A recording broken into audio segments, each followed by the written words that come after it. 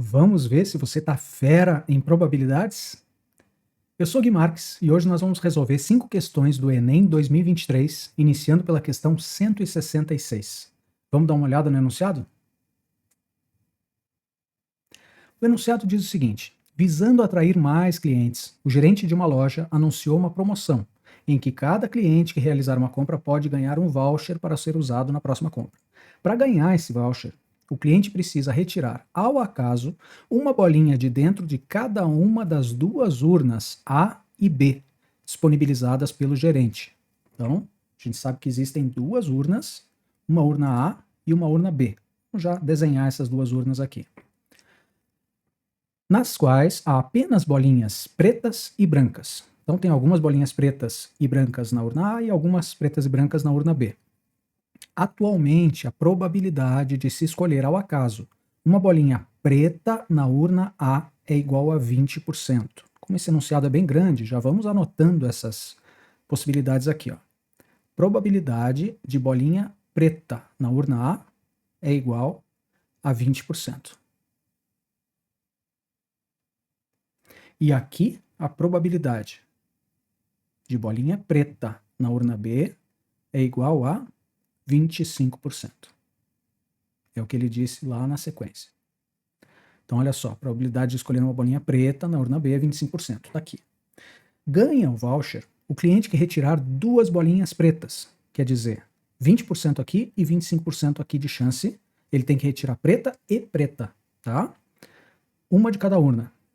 Com o passar dos dias, o gerente percebeu e assim por diante. Deixa eu calcular primeiro, porque vai ser útil para a gente, qual é a probabilidade do cliente ganhar o voucher, tá? Então, preta na primeira urna e preta na segunda. Como é que a gente calcula isso? Ora, ele vai ter que retirar uma bolinha preta da primeira e uma bolinha preta da segunda. Sempre que a gente tiver um E na probabilidade, você vai multiplicar as duas probabilidades. Então a probabilidade dele tirar uma preta na primeira urna é de 20%. Eu já vou colocar assim, ó, 20 por 100, 20%. E uma preta na segunda, que é de 25%. Gente, para você calcular isso, claro, você vai simplificar o máximo possível antes, né? Então aqui, dividido por 20 em cima e embaixo, aqui vai dar 1 e aqui vai dar 5. Aqui dividido por 25 em cima e embaixo vai dar 1 e aqui vai dar 4. Então a probabilidade dele ganhar desse jeito que está ali, né, com essas probabilidades 20% e 25%, vai ficar de 1 em 20. Esse 1 em 20, né, a gente pode até enxergar em porcentagem quanto é que dá. Se você dividir 1 por 20, dá 0,05. O que, se você multiplicar por 100, você vai ter em porcentagem, você vai ter 5%. Então o cliente, atualmente, ele tem 5% de chance de tirar uma bolinha preta da primeira e uma bolinha preta da segunda. Tudo bem? Então 0,05 vezes 100 para dar em porcentagem deu 5%. Se a gente quisesse aqui 0,3, por exemplo, é a mesma coisa que 0,30 vezes 100 daria 30%, 0,5 é 50%, 0,01 é 1% e assim por diante, tá? Esse raciocínio vai ser bem útil para a gente. Ele disse, com o passar dos dias, o gerente percebeu que para a promoção ser viável aos negócios, quer dizer, ele estava dando voucher demais para as pessoas, elas estavam ganhando muito, era preciso alterar a probabilidade de acerto do cliente, olha, sem falar nada para o cliente, sacanagem, né? Sem alterar a regra da promoção, para ninguém perceber.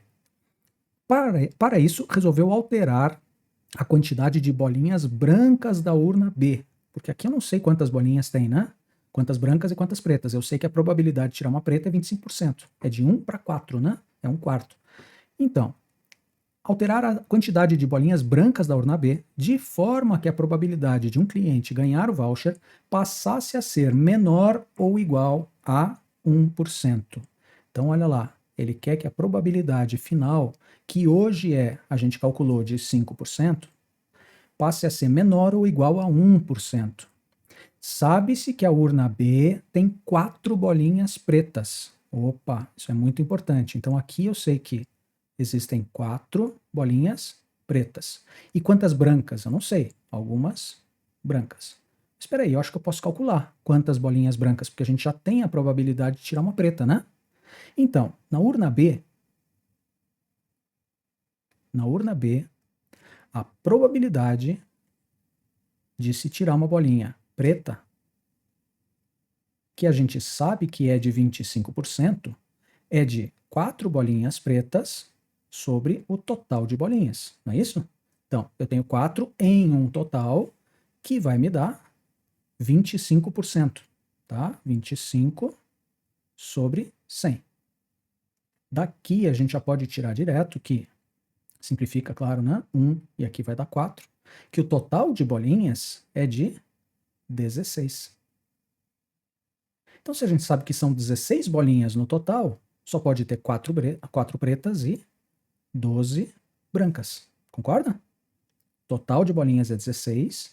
Ele disse que eram 4 pretas e, portanto, é 12 brancas. E aí, se a gente pegar 4 dividido por 16, dá exatamente 1 sobre 4, que é 25%. Legal, tá fazendo sentido agora.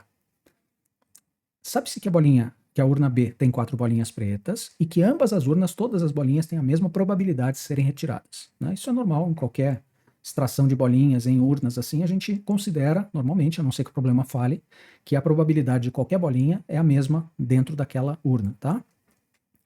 Qual é o número mínimo de bolinhas brancas que o gerente deve adicionar à urna B? Então, peraí, isso daqui, ó, é antes, tá? Isso é o que está acontecendo agora, antes.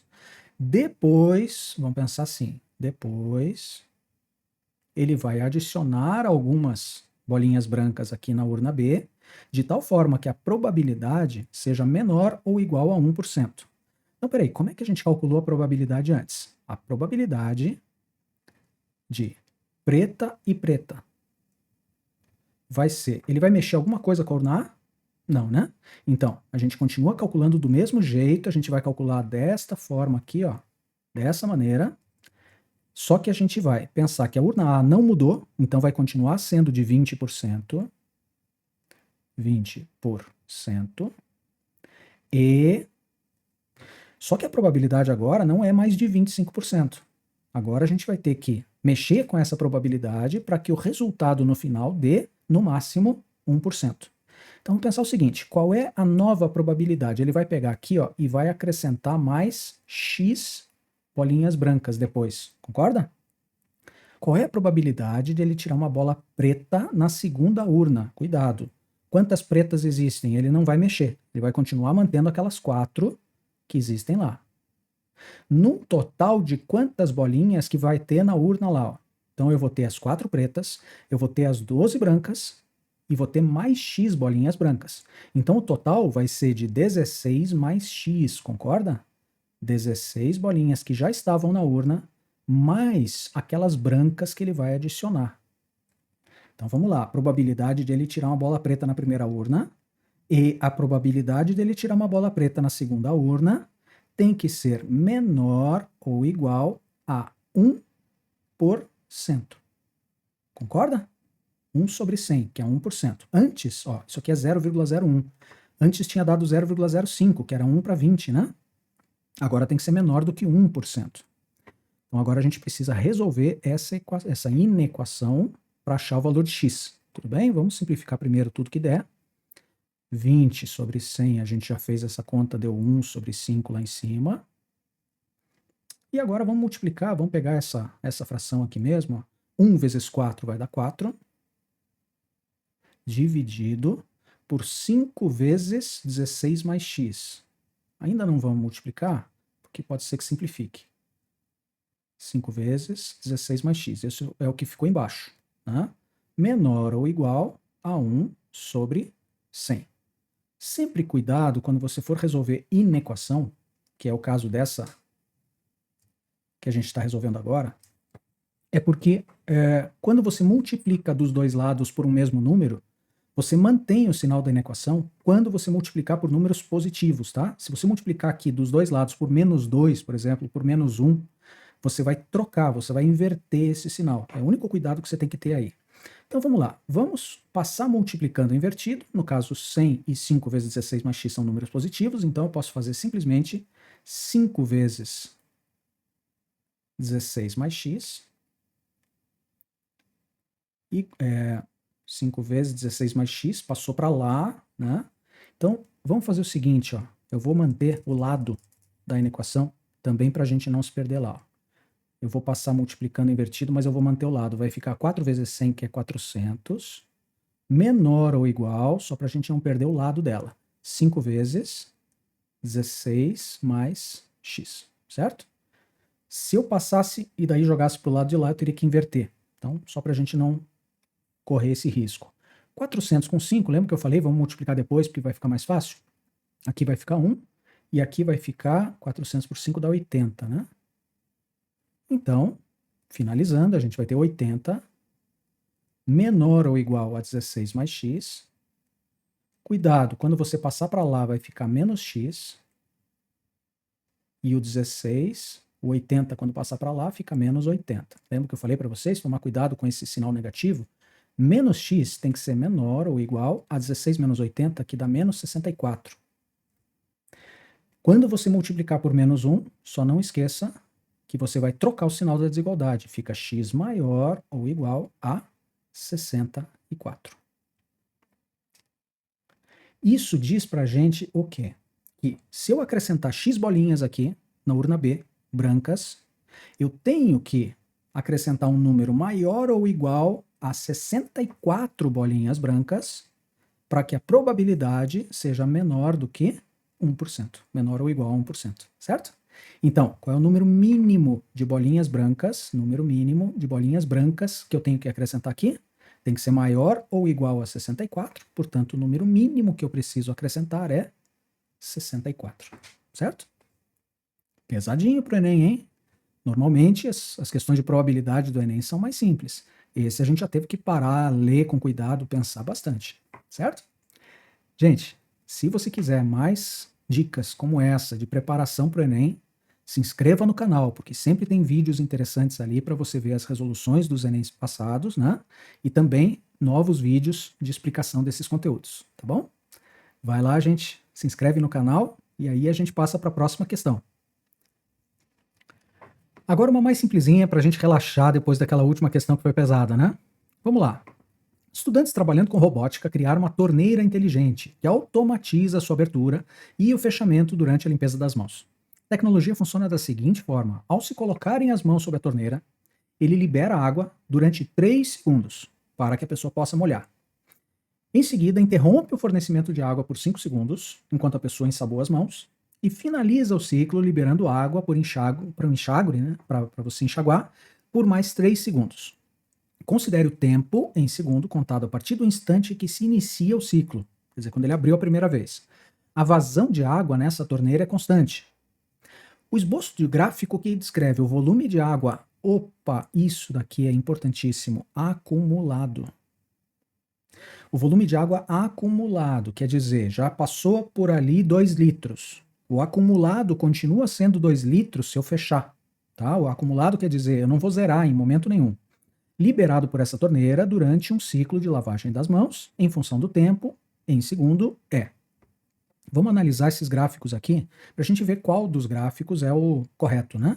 Então, olha só, aqui ele começa, o volume acumulado vai subindo e o tempo em segundos vai subindo, até os 3 segundos. Tá certo, né? Ele está jogando água, o volume acumulado, que já passou por aquela torneira, está subindo. Mas aqui ele diz que o volume acumulado desce para zero. Tá errado. Por quê? O volume acumulado continua sendo igual a esse volume aqui, ó, esse volume, quando a torneira não está jogando água, certo? Então, o mais correto seria, vai subindo, olha a letra B aqui, ó, vai subindo, aí ele para de jogar água na torneira, o volume acumulado não se altera, ele continua sendo igual a esse que está aqui, ó, essa marcação, até que a torneira abre de novo e ele começa a passar volume novamente, acumulando cada vez mais volume nessa torneira, certo? É o único que descreve exatamente o que o enunciado falou. Ele vai ficar 3 segundos jogando água, 5 segundos parado até os 8 segundos, e depois ele volta a jogar água por mais 3 segundos ali, certo? Então esse é, da letra B, é o único gráfico que descreve exatamente o volume acumulado em função do tempo. Beleza? Vamos passar para a próxima então? Esse Enem não cansa de fazer a gente dar risada, né? Olha só, As características culturais variam de povo para povo. Há notícias de um povo que possuía formas de contar diferente das nossas, conforme indicado no quadrinho a seguir. Então ele diz ali, Urapum, Ocosa, Ocosa Urapum, Ocosa Ocosa, e assim por diante. Segundo o padrão de contagem indicado na figura, as representações dos numerais, ele está querendo como é que a gente vai pronunciar o 5 e o 7 nessa cultura, certo? Então, perceba o seguinte, você tem o 1, o 2, o 3, o 4, o 5 que a gente não sabe, o 6 e o 7 que a gente também não sabe, mas ele pediu justamente o 5 e o 7, tá bom? Vamos tentar enxergar qual é a lógica, né, dessa contagem aí. 1 é Urapum. Então, Urapum é 1, tá? Ocosa é 2. Olha o que ele faz para dizer 3. Ele faz Ocosa Urapum. Quer dizer, ele está falando 2, 1. Então ele está somando esse 1 ele deu, o 2 ele deu, o 3 ele está fazendo 2 mais 1. Certo? Ocosa Urapum. 2, 1. E o 4 ele está fazendo Ocosa Ocosa, que é 2, 2. Então, na verdade, ele está fazendo aqui no 4, 2 mais 2. O 5, não sei, vamos ver, né? Mas o 6, vamos enxergar como é que é o 6, só para a gente não ter dúvida nenhuma na hora de fazer o 5 e o 7. O 6 é Ocosa, Ocosa, Ocosa. Ou seja, ele está fazendo 2 mais 2 mais 2. Você percebe que se ele deu esses 1, 2, 3, o 1 é 1 mesmo, né? O 2 é 2 mesmo. O 3 ele fez 2 mais 1. O 4, 2 mais 2. Como é que ele vai fazer o 5? Você percebe que tem que ser 2 mais 2 mais 1? Ele sempre está começando com 2, né? E depois ele fecha com 1 quando precisa, como no caso do 3. Então, como é que ficaria o 5? O 5 seria 2, 2, 1. Ou seja, Ocosa, Ocosa, Urapum. Certo? Vamos ver se tem algum que começa com Ocosa, Ocosa, Urapum e é único. Ó, Ocosa, Urapum, Urapum, já não é. Ocosa, Ocosa, Urapum. Opa, legal, esse tá certo. Ocosa, Ocosa, Urapum, tá certo. Ocosa, Urapum, Urapum, tá errado. Ocosa, Ocosa, Urapum, tá certo. Por enquanto, o 5 bateu nas letras B, C e E, tá? A gente vai ter que ver o 7. Como é que você faria o 7? Se o 2 é 2, o 4 é 2 mais 2, o 6 é 2 mais 2 mais 2, esse daqui só pode ser 2 mais 2 mais 2, e aí, para fechar o 7, tem que ser mais 1, certo? Então vai ser muito parecido com o anterior, só que você vai ter um 2 a mais no começo. Então vai ficar Ocosa, Ocosa, Ocosa, Urapum. Então vamos ver. Ocosa, Ocosa, Ocosa, Urapum, bateu. Esse tá correto esse e tá correto esse aqui, né? Os outros nem vale a pena ler, né? Aqui seria Ocosa, Ocosa, Ocosa, Ocosa. Concordo que seria 8, né? Então não é esse e também não é. A letra D a gente já tinha visto, esse daqui também não é, certo? Então vai ser a letra C. Ocosa, Ocosa, Urapum, só confirmando, né? 2, 2, 1, certo? 2, 2, 2, 1. Para o 7, que é justamente o 5 e o 7 que eles pediram, certo? Beleza? Vamos lá para a próxima questão então. Então, gente, mais uma questão relativamente simples. Olha só, questão 169. Um tipo de semente necessita de bastante água nos 2 meses após o plantio. Um produtor pretende estabelecer o melhor momento para plantio nos meses de outubro a março. Tá? Então ele tem aqui de outubro de 2020 até março de 21. Após consultar a previsão do índice mensal de precipitação de chuva da região onde ocorrerá o plantio para esse período, ele obteve os seguintes dados: outubro, 250 milímetros de chuva, novembro, 150 e assim por diante. Com base nessas previsões, ele precisa escolher 2 meses consecutivos em que a média mensal de precipitação seja a maior possível. Gente, média é somar e dividir por 2.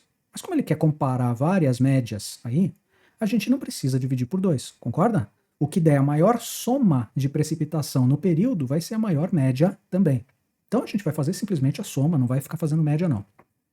No início de qual desses meses o produtor deverá plantar esse tipo de semente? Então é no início de qual mês que ele tem que plantar.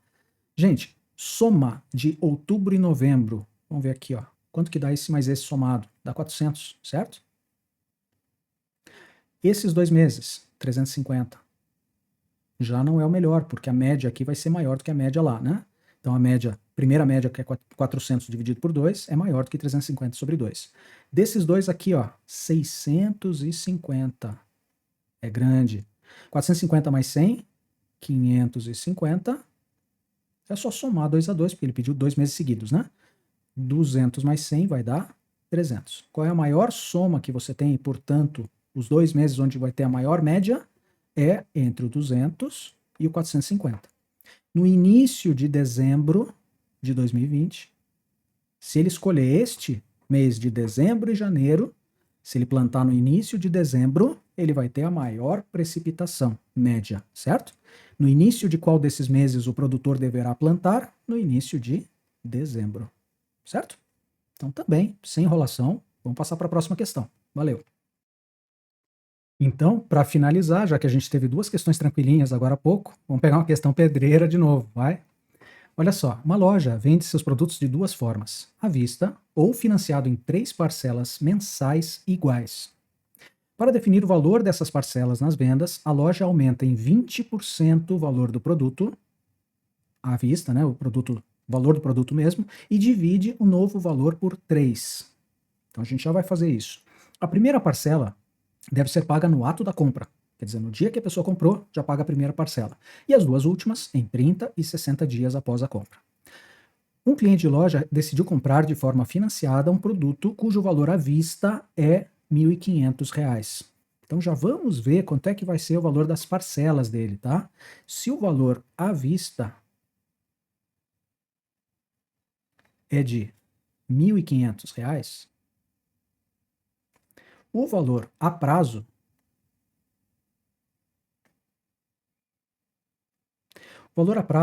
ele vai ser os 1.500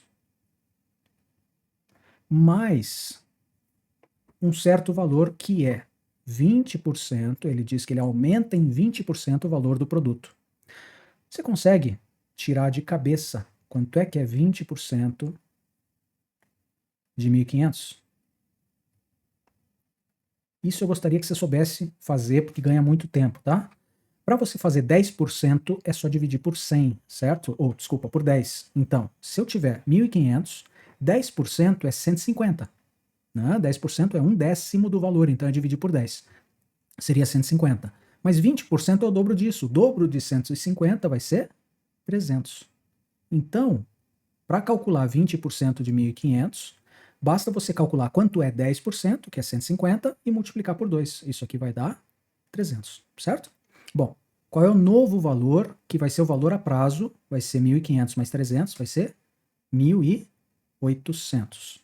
Gente, esses 1.800, ele disse que é dividido, para saber o valor de cada parcela, é dividido por 3. Então, esses 1.800 aqui, ele vai acabar pagando 600 mais 600 mais 600.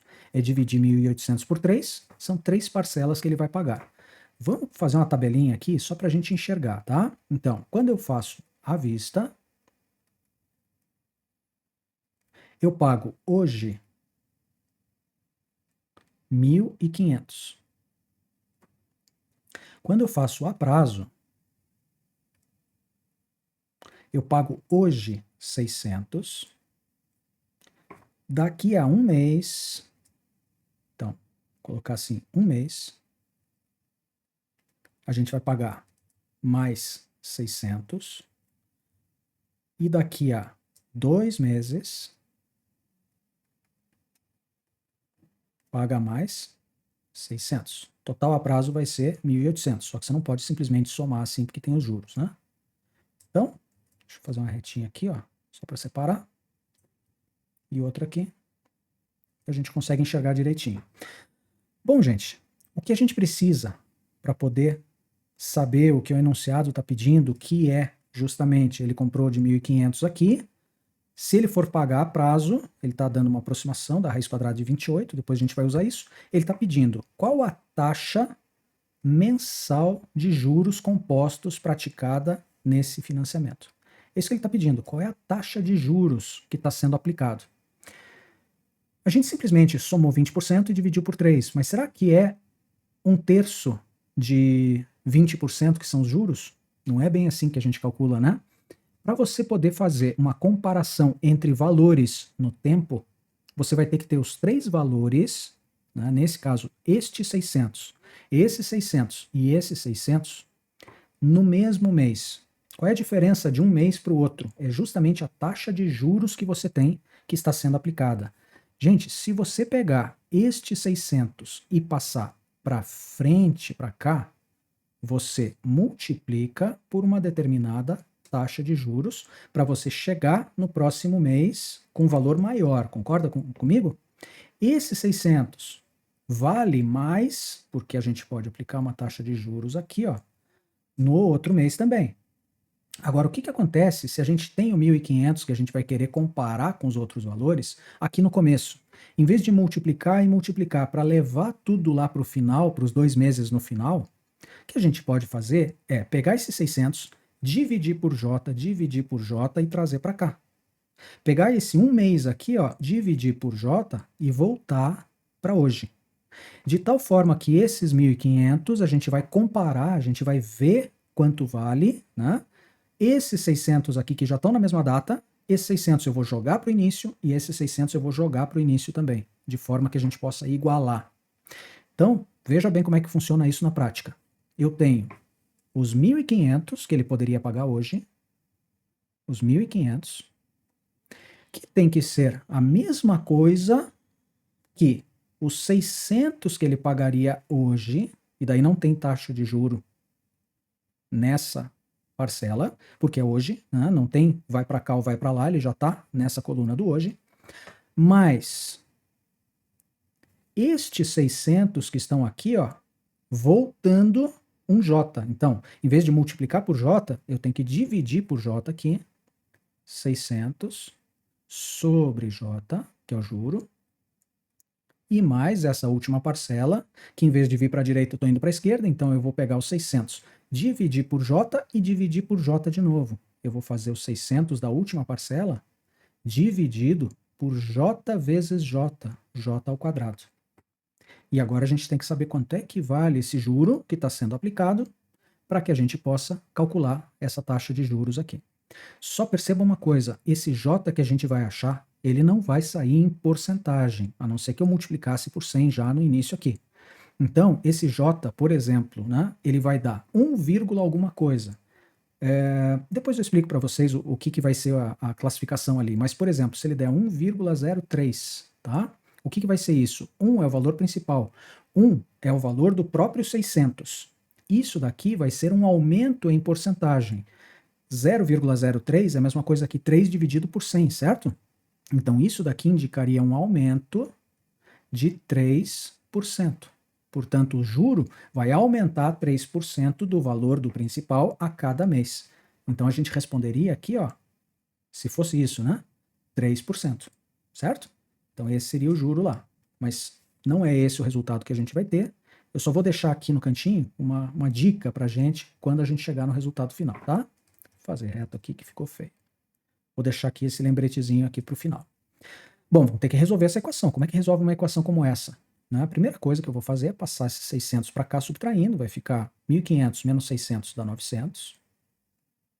900 é igual a 600 sobre J mais 600 sobre J ao quadrado. Como é que eu elimino todo mundo que está no denominador aqui? Eu posso multiplicar, se eu tivesse aqui 2 e aqui 4, por exemplo, eu poderia multiplicar todo mundo por 4 e tiro os denominadores, né? Nesse caso, se eu multiplicar todo mundo pelo maior denominador, que é j ao quadrado, eu vou ter o seguinte, ó, multiplicar todo mundo por j ao quadrado vai ficar 900 j ao quadrado igual 600 sobre j vezes j ao quadrado é j vezes j, vai cortar um em cima com um embaixo, vai ficar 600 j, mais 600 sobre j ao quadrado vezes j ao quadrado dá 600. Tudo bem? Vamos dividir todo mundo por 100 agora, para ficar mais simples. Então vai ficar 9j ao quadrado igual a 6j mais 6. Já ficou mais simples. Vamos dividir, simplificar tudo agora por 2, né? Não, por 3. Então vai ficar 3j ao quadrado. Estou dividindo por 3, eu já vou passar para a esquerda, porque vai dar uma equação de segundo grau, tá? 6 por 3 dá 2, então menos 2j, passei para a esquerda.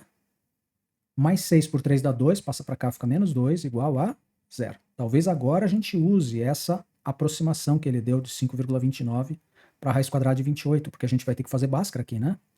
Então, J vai ser. Como é que é para resolver uma equação de segundo grau? Em J, você vai fazer menos B, que é 2, mais ou menos, como se fosse x aqui, tá? Raiz quadrada de b ao quadrado, menos 2 elevado ao quadrado dá mais 4. Menos 4ac, menos 4 vezes 3 dá menos 12, vezes menos 2 dá mais 24. Olha o 28 aqui dentro da raiz que ele deu. Ótimo, quer dizer que está no caminho certo. Dividido por 2a, 2 vezes 3, que dá 6. Então vamos calcular as duas raízes aqui, ó. J é igual a 2, mais ou menos, raiz quadrada de 28, que ele deu pra gente e pediu pra gente usar a aproximação 5,29. Dividido por 6. O juro, então, pergunto para você, tem sentido um juro negativo? Não, né? A gente vai multiplicar por um valor e multiplicar por outro valor para que ele cresça, não que ele se torne um valor negativo no primeiro mês e depois um positivo de novo no segundo. Então, juro negativo aqui a gente já nem calcula, tá? 2 menos 5,29, esqueça, é 2 mais 5,29 dividido tudo por 6. Portanto, o juro vai ser igual a 7,29 sobre 6. Gente, aqui, para dar valores inteiros, eu posso até fazer o seguinte, ó, multiplicar por 100 em cima e por 100 embaixo, que a gente ainda vai conseguir simplificar um pouco. Vai ficar 729 sobre 600. Dá por 3? Dá, né? Dá 243. Dá por 3? Dá 200. E aí a gente já pode calcular mais facilmente 243 por 200. 243 por 2 dá 121,5. 121,5 dividido por 100 de novo vai dar 121,5, 1,21, é 121 com duas casas para a esquerda e meio. Tá? 1,215. Gente, lembra que eu falei para vocês ia dar 1, alguma coisinha? O que é esse 1, alguma coisa? Esse 1, isso é importante que você enxergue, tá? 1 é o valor principal do juro. Tá? É o valor de 600, 600, 600 que vai se manter. O 0,215 com duas casas decimais aqui, ó, no caso 21,5, é o que está aumentando em percentual. Então, quando eu quero aumentar alguma coisa em porcentagem, eu multiplico por 1, e o percentual que eu quero aumentar. Portanto, eu posso dizer que o valor principal está aumentando em 21,5% e a resposta, então, vai ser a letra D. Certo? Pesadinha, equação de segundo grau, juro, né, juro composto, né, então a gente teve bastante conta para fazer também. É um problema difícil sim, a gente tem que enfrentar esses também, tá bom? Valeu pessoal, muito obrigado e até o próximo vídeo.